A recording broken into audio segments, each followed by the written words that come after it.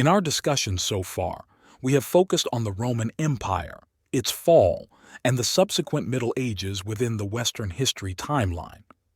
A significant point to note is that while the Western Roman Empire collapsed, the Eastern Roman Empire, later known as the Byzantine Empire, persisted. This empire, despite adopting Christianity, diverged culturally from its Roman origins. Scholars today generally no longer refer to the Middle Ages as Dark Ages. Nevertheless, the social order of the Middle Ages fostered a relative stagnation of intellectual progress. This regression in Western Europe contrasts with the East, where scholars and clergy successfully preserved classical knowledge, despite Muslim invasions in the 8th century and challenges from the Mongols in the 13th century. The Ottoman Turks began challenging the Byzantine Empire in the late 13th century. The first significant clash occurred in 1302 at the Battle of Baphius, marking the Ottomans' entry into Europe. This battle initiated a series of conflicts and territorial expansions by the Ottoman Empire at the expense of the Byzantine Empire. Over the ensuing decades, the Ottomans continued to gain ground, culminating in the fall of Constantinople in 1453, which marked the end of the Byzantine Empire and solidified the Ottomans' position as a dominant power in the region. Let's look at some of the significant changes that occurred as the result of the fall of Byzantium. As I said, the Byzantine Empire was continually challenged by the Ottoman Turks, leading to the rise of the Ottoman Empire.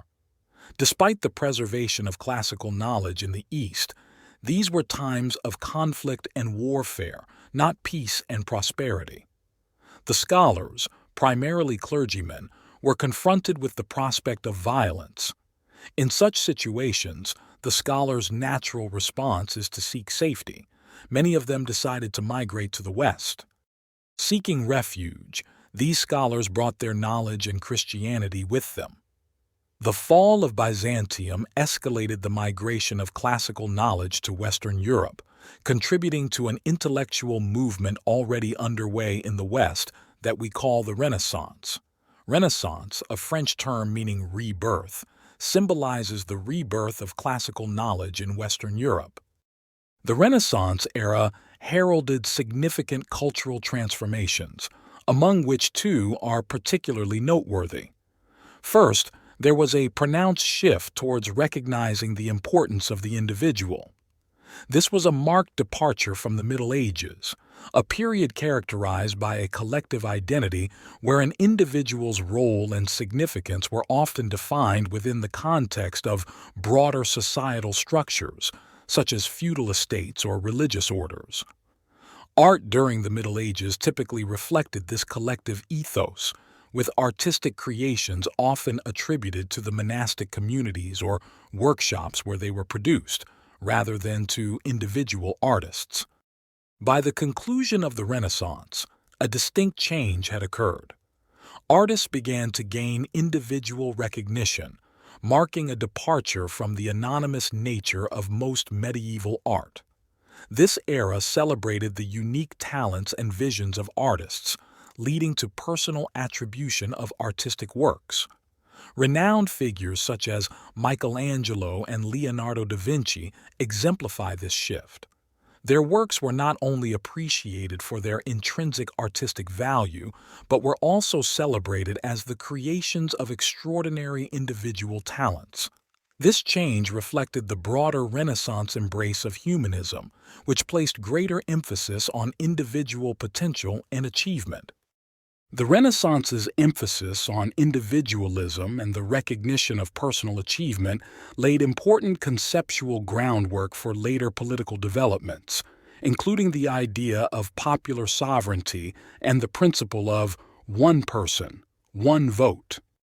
The second significant outcome of the Renaissance was the increased questioning of the Church's authority and practices. This period saw a revival in the study of original biblical texts and classical philosophy, partly stimulated by the influx of Greek scholars and texts following the fall of Constantinople in 1453.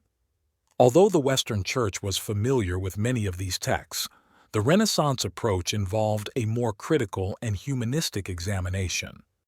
An early example of the call for church reform can be seen in the movement led by Jan Hus, a Bohemian theologian in the early 15th century. The Hussite movement was deemed heretical by the Catholic Church primarily due to its criticism of clerical corruption and the Church's wealth, its challenge to the papal authority by advocating the supremacy of the Scriptures, and its promotion of communion under both kinds for all members of the congregation. Influenced by the teachings of John Wycliffe, Hus's reforms also had a strong nationalist element in Bohemia, opposing the dominance of German clergy. These reforms and challenges to the established church hierarchy and practices led to Hus's execution by burning at the stake at the Council of Constance in 1415 and set a foundation for the later Protestant Reformation. These early reform efforts, along with the intellectual currents of the Renaissance, set the stage for the profound transformations of the Reformation in the 16th century, which we will look at next. Please answer the questions for this session under the assignment in Canvas. If you have any questions, you may post them in the open forum discussion or use Canvas email to contact the professor.